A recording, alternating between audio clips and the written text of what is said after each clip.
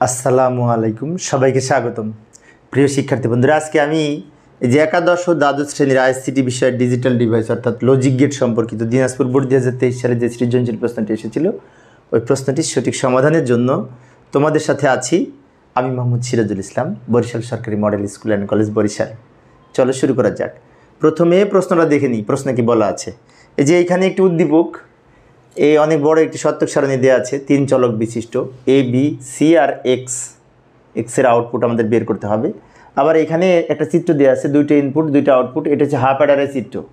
এটা হচ্ছে এই একটা চিত্র সত্যক সারণীর, এটা হচ্ছে হাফ অ্যাডারের চিত্র। তো আমাদের এই গ আর ঘ উদ্দীপকের আলোকে উত্তর দিতে হবে। এখন ক খ এই দুটো কিন্তু উদ্দীপক ছাড়াই উত্তর দেওয়া যায়। ক নাম্বারে বলেছে কাউন্টার কি? তো কাউন্টার হচ্ছে গণনাকারী ডিভাইস। যে ডিভাইস বা বর্তনী, এটা ঢাকা বোর্ড 2023 সালে এসেছিল, যে বর্তনীর সাহায্যে গণনার কাজ সম্পন্ন করা হয় তাকে কাউন্টার বলে। এটা দিনাজপুর বোর্ড 23 এসেছে, ঢাকা বোর্ড 23 এসেছে। অর্থাৎ যে বর্তনী বা সার্কিট গণনার কাজ করে বা পালস গুনতে পারে তাকেই কাউন্টার বলে। সহজ, গণনার কাজ করে তাকে কাউন্টার বলে। তাই একদম সহজ সংজ্ঞা লিখে দিয়েছি ক নাম্বারের জন্য। খ নাম্বারে বলেছিল কোন বর্তনী two to the power n সংখ্যক ইনপুট এবং n সংখ্যক আউটপুট থাকে।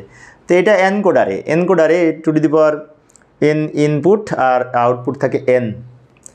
তো এনকোডার কাকে বলে? এখানে এনকোডারের সংজ্ঞা দিতে হবে। এনকোডারে two to the power n input আর n আউটপুট থাকে। এনকোডার কাকে বলে? যে বর্তনী মানুষের বোধগম্য ভাষাকে কম্পিউটারের বোধগম্য ভাষায় রূপান্তর করে তাকে এনকোডার বলে। অর্থাৎ মানুষের বোধগম্য ভাষাকে এনকোডারের মাধ্যমে এই কম্পিউটারের বোধগম্য ভাষায় রূপান্তর করা যায়।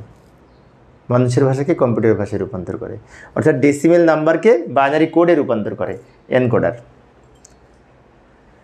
আরও লিখতে পারি, এনকোডার আনকোডেড ডেটাকে কোডেড ডেটায় রূপান্তর করে। আনকোডেড ডেটা মানে হচ্ছে মানুষ যেটা বুঝতে পারে, আর কোডেড ডেটা হচ্ছে বাইনারি সংখ্যা দ্বারা গঠিত কম্পিউটারের বোধগম্য ভাষাকে কোডেড ডেটা বলে। কোড, তাই না? কোড অর্থাৎ অন্যভাবে বলতে পারি অ্যানালগ সিগন্যালকে ডিজিটাল সিগন্যালে রূপান্তর করে। মানুষ বুঝতে পারে অ্যানালগ, সেটাকে ডিজিটাল সিগন্যালে রূপান্তর করে, এই 0-1-এ রূপান্তর করে কম্পিউটারে প্রেরণ করে।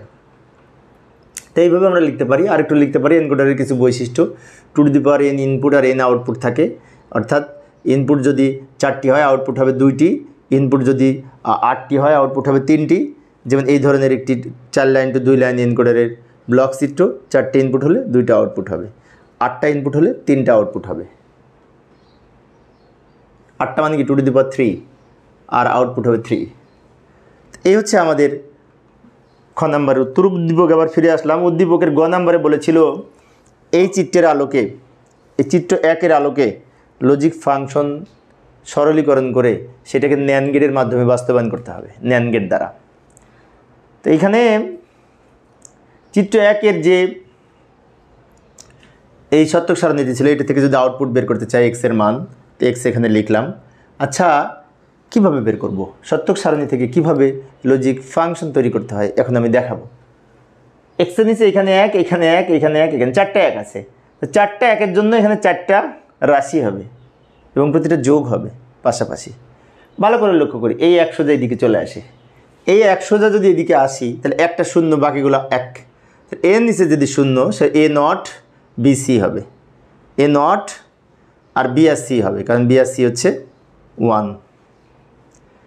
এরপরে আসি, এইটা সোজা এদিকে আসি। মাঝখানে শূন্য মানে কি? মাঝখানে নট হবে, এই দুটো নট হবে না।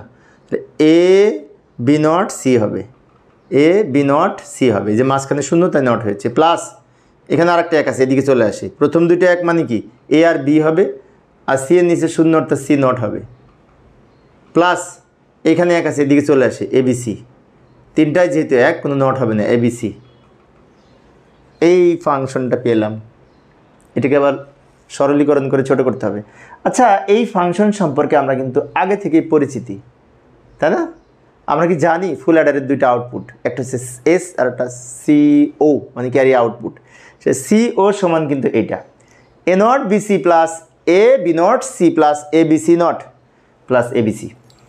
এটা আমাদের মুখস্থ রাখতে হবে। আমি যখন না দেখে বললাম, এরকম না দেখে মুখস্থ রাখতে হবে, কারণ এই ফাংশনটি নিয়ে আমাদের অনেক কাজ আছে। বিভিন্ন সময় পরীক্ষায় আসে এই ফাংশনটি সত্যক সারণী আকারে উপস্থাপন করতে বলে, অনেক সময় এটা থেকে লজিক ফাংশন করতে বলে, যেমন এখন আমরা করব। তো এটা অবশ্যই মনে রাখতে হবে এবং ফুল অ্যাডারের জন্য এটি দরকার।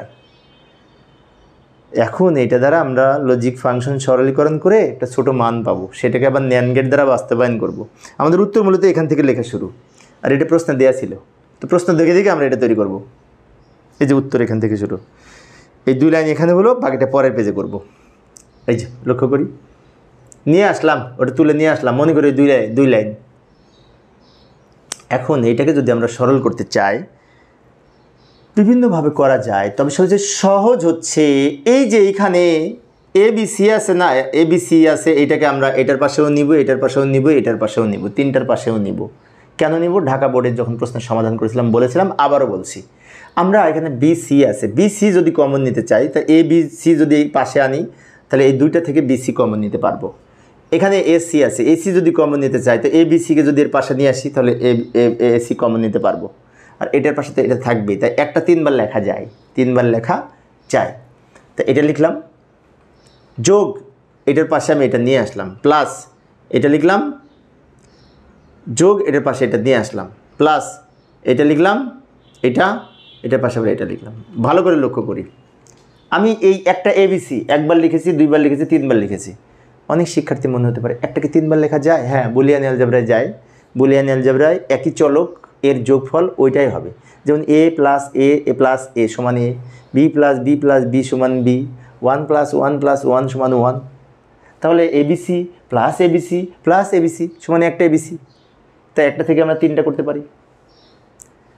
এখন কেন নিলাম? কমন নেওয়ার সুবিধার্থে কমন নিব। এখানে BC আছে, এখানেও BC আছে। BC যদি কমন নিই, তাহলে A0 প্লাস A থাকে, প্লাস এখানে AC আছে, এখানেও AC আছে। AC যদি কমন নিই, তাহলে B0 প্লাস B থাকে, প্লাস এখানে AB আছে, এখানে AB আছে। AB যদি কমন নিই, তাহলে C0 প্লাস C থাকে।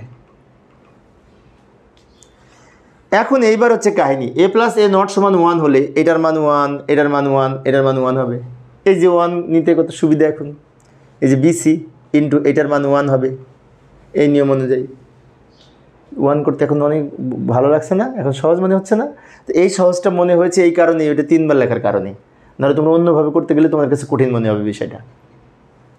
প্লাস ACর সাথে 1 গুণ, প্লাস ABর সাথে 1 গুণ। এবার BC plus AC plus AB। এখন আমরা একটু রিঅ্যারেঞ্জ করে নিতে পারি, ABটা আগে আনতে পারি, এটা তারপর সবার শেষে এটা একটু রিঅ্যারেঞ্জ করে নিলাম, সাজিয়ে নিলাম। এটা হচ্ছে AB plus BC plus AC, এটা হচ্ছে এই, অথবা AB plus AC plus BC, এভাবেও সাজাতে পারতাম। এটা হচ্ছে আমাদের লজিক ফাংশন সরলীকরণের মান। এখন আমাদের বলেছিল এটাকে ন্যান্ড গেট দ্বারা বাস্তবায়ন করতে হবে। তো ওকে, ন্যান্ড গেট দ্বারা বাস্তবায়ন করার জন্য আমরা পরের পেজে যাই। এটা লিখে নিলাম, যেটা পেলাম ওটা লিখে নিলাম, এবং ওটা আরেকবার লিখলাম। কেন আরেকবার লিখলাম? এটার উপরে নট দিতে হবে, তা না হলে ন্যান্ড হবে না। অ্যান্ডের সাথে নট যুক্ত করলে না ন্যান্ড হবে, তাই তো? এখন নট যদি দিতে হয়, একটা দেয়া যাবে না, দিলে ডাবল দিতে হবে, দিলে 2টা দিতে হবে, একটা দেয়া যাবে না। 2 ভাই, তাই না? 2 ভাইকে একজনকে দিলে হবে না, দিলে 2 সমান দিতে হবে। যাই হোক, ওইভাবে উদাহরণ না দিয়ে আমি এইভাবে উদাহরণ দিই যে A ডাবল নট সমান A, তাই এইটার উপরে ডাবল নট থাকলে এটাই হবে। ডাবল নট যে কোনো জায়গায় দেওয়া যায়, মানের পরিবর্তন হয় না। কেন দিলাম? এখন এই নিচের নটটা ভেঙে আমরা 3 খণ্ড করব, এটার উপরে, এটার উপরে, এটার উপরে। ফলে কী হবে? প্লাসটা ইন্টু হবে, যেমন AB into BC into AC। হ্যাঁ, প্লাসকে ইন্টু করা যায় ডি মর্গেনের প্রথম উপপাদ্য অনুযায়ী। সেক্ষেত্রে প্লাসের উপরে নট থাকলে এই নটটা ভেঙে 3 খণ্ড হবে। 2টা চলকের উপরে থাকলে 2 খণ্ড হতো। কারণ ডি মর্গেনের প্রথম উপপাদ্যে বলা আছে যোগের পূরক সমান আলাদা আলাদা পূরক করে তার গুণফল। সেজন্য যোগকে গুণ করে ওই উপরের নটটাকে ভেঙে 3টা করে দিলাম ডি মর্গেনের প্রথম উপপাদ্য অনুযায়ী, এবং তার উপরে যে নটটা ছিল ওটা অলরেডি থেকে গেল, ওটা রেখে দিলাম।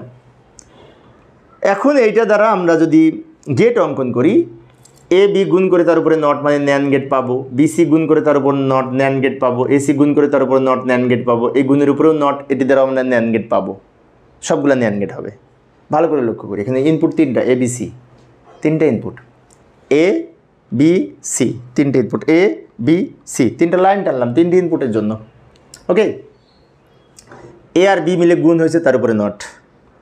A আর B মিলে গুণ হবে, গুণ মানে কি অ্যান্ড গেট, তারপর এই নটটার জন্য নট, তাহলে কী হবে, এ বি গুণ হয়েছে গুণের উপরে নট বসেছে, তারপর বি সি গুণ হবে, বি আর এ সি দুটো গুণ হয়ে আবার তার উপরে এখানে নট যুক্ত হবে, এ সি এ আর সি, এ আর এ সি দুইটা মিলে আবার গুণ হয়েছে এই যে এটা। তাহলে আমরা এই তিনটা যে লাইন পেলাম, এটা হচ্ছে এ বি গুণ করে তার উপরে নট, মানে কি এ বি নট, এটা ন্যান্ড গেট হলো। বি সি গুণ করে তার উপরে নট, বি সি গুণ করে তার উপরে নট, আবার এটা এ সি গুণ করে তার উপরে নট, এটার মানে এটা, এটার মানে এটা, এটার মানে এটা পেলাম। এখন তিনটা মিলে আবার কি হয়েছে, গুণ হয়েছে, গুণের উপরে নট যুক্ত হয়েছে, এই তিনটা মিলে আবার একটি ন্যান্ড গেট হবে, গুণ করে তার উপরে নট, এরকম। এখন আমরা এটা ছোটো করে নিই, এটা ছোটো করে নিয়ে এখানে আমরা এই অ্যান্ড গেট আঁকবো, গুণ করলাম, গুণের উপরে এই নটটার জন্য নটটা যুক্ত করলাম, এই যে লাইনটা বের হলো দ্যাট ইজ এক্স। এইভাবে আমরা এই বাস্তবায়ন করতে পারি ন্যান্ড গেট দ্বারা। ন্যান্ড গেট এবং নর গেট এই দুটো হচ্ছে সার্বজনীন লজিক গেট, তাই আমরা যে কোনো লজিক গেট দ্বারা, যে কোনো লজিক গেটকে এই সার্বজনীন লজিক গেটের মাধ্যমে ন্যান্ড গেট এবং নর গেট দ্বারা বাস্তবায়ন করতে পারি। তো প্রিয় শিক্ষার্থী বন্ধুরা, এই ছিল আজকের আলোচনা। পরের ক্লাসটি দেখার আমন্ত্রণ রইল। খোদা হাফেজ। ও আরেকটা বিষয় বলা হয়নি, এইখানে ঘ নাম্বার ছিল তো, আচ্ছা ঘ নাম্বারে বলেছিল যে চিত্র 3-এ তো আমাদের 2-এ তো আমাদের ছিল হাফ অ্যাডার, তো হাফ অ্যাডার দ্বারা ফুল অ্যাডারকে বাস্তবায়ন করতে বলেছিল। ঘতে ঘ নং প্রশ্নে বলেছিল কি দেখি তো, চিত্র 2 দ্বারা একটি পূর্ণ যোগের বর্তনী বাস্তবায়ন করা সম্ভব কি, ব্যাখ্যা করো।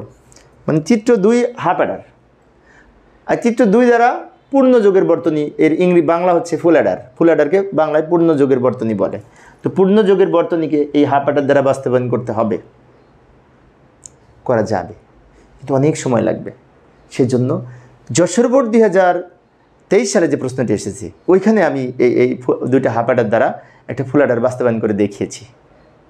ওখান থেকে তোমরা একটু কষ্ট করে দেখে নিবে, আমি এই প্লেলিস্টে দিয়ে রাখবো বোর্ড প্রশ্নের সমাধান, ওখান থেকে তোমরা কষ্ট করে একটু খুঁজে এই উত্তরটা দেখে নিবে। আমি আর একই জিনিস বারবার করাতে চাচ্ছি না, কারণ ওখানে আমি করে দিয়েছি। দুইটা হাফ অ্যাডার দ্বারা একটা ফুল অ্যাডার বাস্তবায়ন, দুইটা হাফ অ্যাডার দ্বারা একটা ফুল অ্যাডার বাস্তবায়ন করার জন্য 3টা জিনিস দরকার, দুইটা হাফ অ্যাডার সাথে একটা অর গেট। তো আশা করি তোমরা যশোর বোর্ড 2023 থেকে ওটা দেখে নিবে ঘ নং এর উত্তরে। পরের ক্লাসটি দেখার